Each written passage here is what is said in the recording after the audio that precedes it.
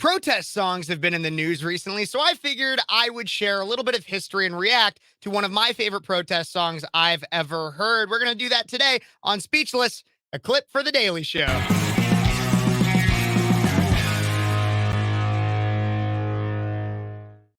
Hey, everybody, welcome back to Speechless, The Daily Show. I'm your host, Phares. Like I said, I'm doing clips now just because, I got a lot on my plate and in my schedule. But Oliver Anthony this last week came out with the song, went viral for the song Rich Men North of Richmond, and I was fascinated by it. And obviously the left had some comments. Some people on the left, like the Rolling Stone, got a little bit angry about it, attacking their precious elites. But it made me think a lot about protest songs. Protest songs have been a staple of American politics and just American culture for a long time. Creedence Clearwater Revival Band basically made an entire career off of protest songs, and then Bruce Springsteen had Born in the USA. Yankee Doodle Dandy, actually, back during the Revolutionary War time, in and of itself was a protest song. The Underground Railroad had a ton of protest songs.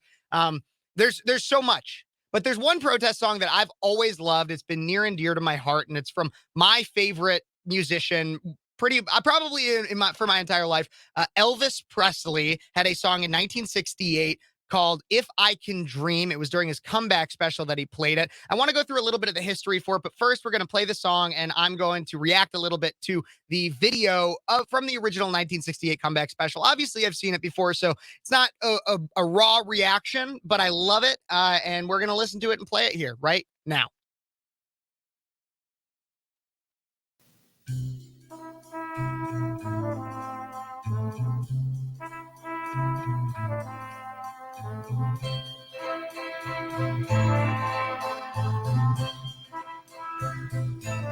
There must be lights burning brighter somewhere. Got to be birds flying higher in a sky more blue. If I can dream of a better land, Damn right, where all my brothers walk hand in hand, tell me why, why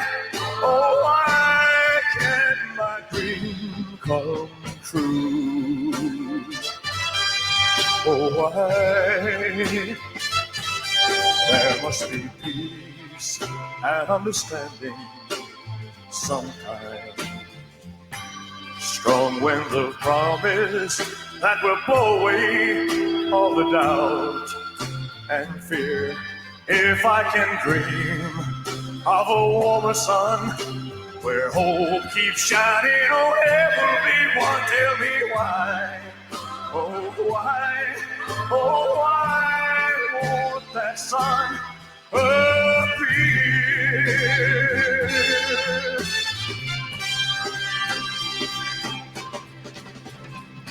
We're lost in a cloud with too much rain.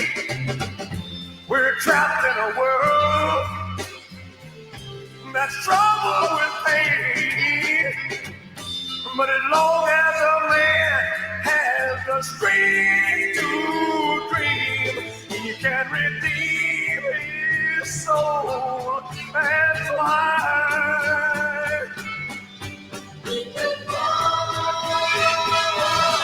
Deep in my heart, there's a trembling question. Still, I am sure that the answer is gonna come somehow. Out there in the dark, there's a beckoning candle. Oh yeah, and while I can think, while I can walk, while I can stand, while I can talk, while I can dream, please let my dream come true.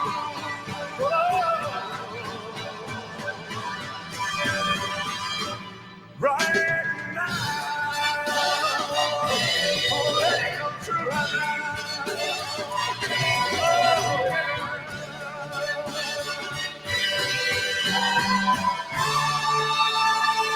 I love it. He's got his arms up in the air at the end. I love this song so flippin' much, and there's so much history to it. But before we get to all the history and everything, I just want to like give you some reactions because I really took a second to listen to it because I've heard the songs hundreds of times. But there's a few things that I always think about. One, okay, just the iconic background and how it speaks to the song. So he uses the same color scheme that I do, black and red, but he's also got that little bit of white in there on as his outfit, and it's a dreamlike state. So he's singing a song, "If I Can Dream," and he's literally created a dream. His name in the red lights in the background right behind him. This is literally, I'll show you guys right now. My background on my phone is from this video.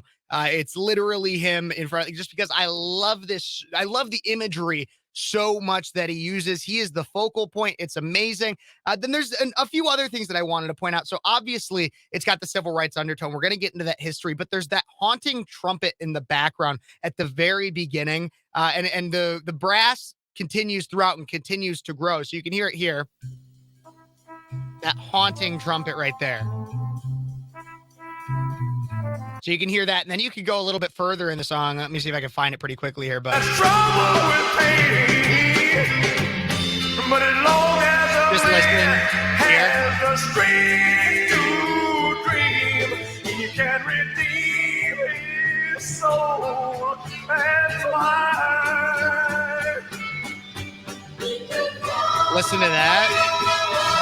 And you could hear, so you could hear "He Can Fly," and you could also hear the stronger brass in the background right there. And so there's a few things to mention with that. So the first is the trumpet itself is absolutely beautiful, goes to a lot of his history with more of like the bluesy undertones that he really grew up with, as well as the gospel. He has O's and then the "He Can Fly" in there, and that really speaks to. So for a long time, and this is something I want to debunk right here, right now, in case you didn't already know, because the left has gone to try to go after Elvis for a long time. They've said, well, he stole black music. They claimed he was like the cultural appropriator. That's what they tried to frame him as, but that's not how it was at all. Here is actually how Elvis got his sound was he grew up in the ghettos. There's even a song that he has called "In the Ghetto." He grew up in the ghettos, I think around Memphis area. And he was surrounded, the majority of the people that surrounded him in his life were black. And so the songs that he heard, a lot of them were just people riffing on a guitar. And yeah, he took some of those songs and made them, he gave them a little bit more of a faster tune to them. And he invented the entire idea of rock and roll at the time. That's why he's known as the king of rock and roll. But he did not he appreciated a lot of his friends. He had friends that were within the black community, like B.B. King. B.B. King and Elvis were friends, B.B. King being black. And B.B. King, in B.B. King's autobiography, true story, in B.B. King's autobiography, he says, Elvis did not steal music from anyone. He just had his own interpretation of the music he'd grown up on. Same is true for everyone. I think Elvis had integrity. If anyone says Elvis Presley was a racist, then they don't know a thing about Elvis Presley or music history. And that is absolutely true. So the brass in the background, which almost sounds a little bit like a Louis Armstrong type of brass, that's his influences. The gospel hymns in the background, and the "He Can Fly," that is gospel undertones that he was influenced by as a child in the ghettos that he grew up in. So anybody that claims Elvis is a racist is an absolute idiot. But going into the history of this song a little bit, well, there was one more thing I wanted to say. But in that last clip that I had just played, there's the quote, "But as long as a man has the strength to dream, he can redeem his soul and fly." And I think that is the most, obviously the entire song is filled with amazing lyrics, but I think that, but as long as a man has the strength to dream, he can redeem his soul and fly. I think that is probably the single most important. It's also at like kind of the climax of the song as everything's ramping up from the bridge to the last chorus.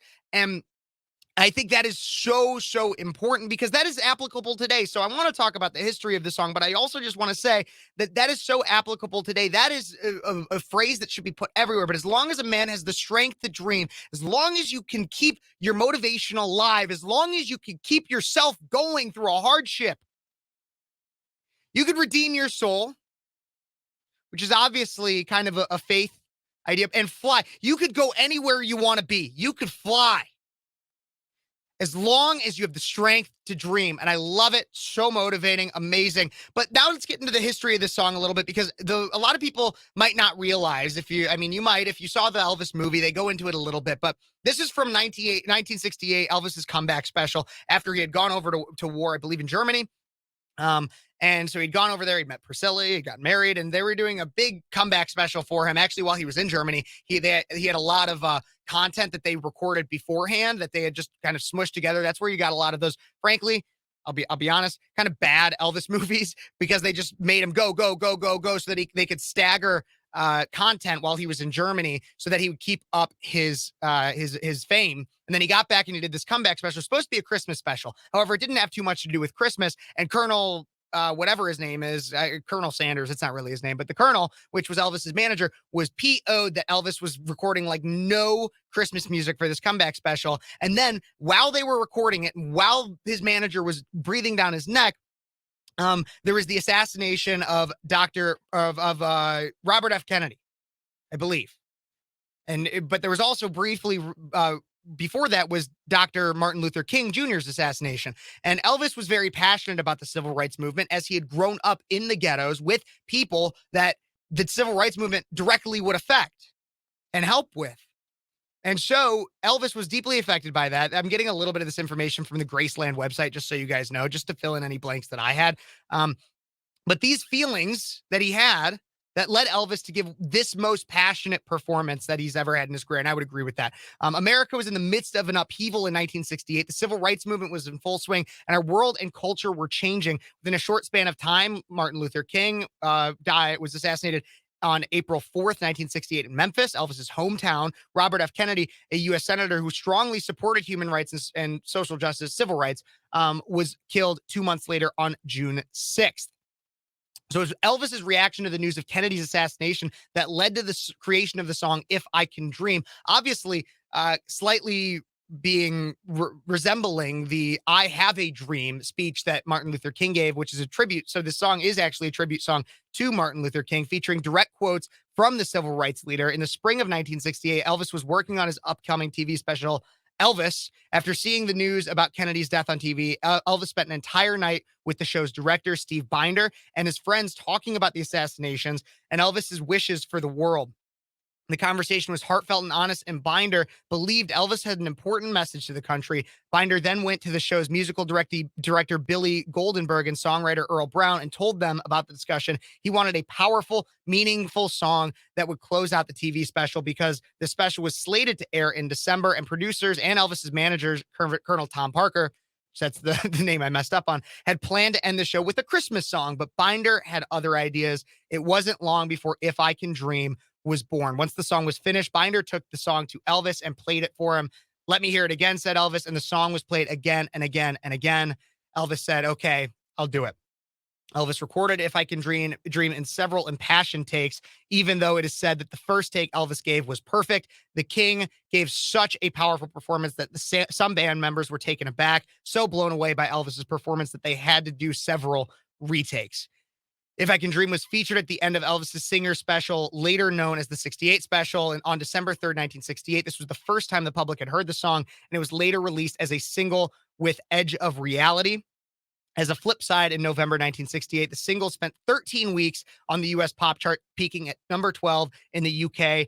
It was on the chart for 10 weeks, peaking at number 11. It is now a gold record single. It's a beautiful song, and it's a protest anthem, and that's what we need today.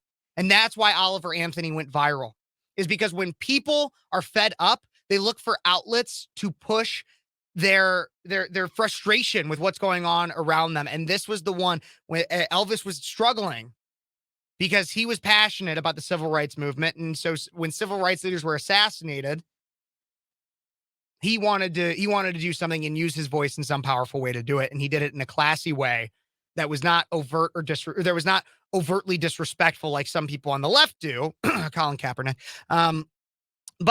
And so I love this song. It's an amazing ballad. If you disagree with me, let me know. But I think the song is beautiful. I think it's beautiful from a musical perspective as well as a messaging perspective. And I think it's important to reflect on, because if it were not for songs like this, were not for Creedence Clearwater Revival, if it were not for Bruce Springsteen, if it were not for people that had done protest songs before, Oliver Anthony wouldn't have wouldn't have gone as viral as he did.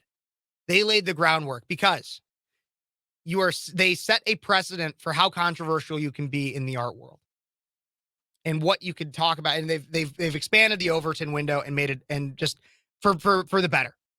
So let me know what you guys think about that in the comments. I'd really appreciate it. God bless you guys. I got to get out of here, but don't forget to like this video, subscribe to the channel, and leave me a comment, share it. But also, I've been thinking about maybe this is a quick thing for anybody who's still sticking around. I've been thinking about maybe starting a music channel where I'll post some me playing some instruments, singing a little bit, as well as where I'll post more of my music covers. If you would subscribe to that, let me know in the comments. Okay, let me know in the comments.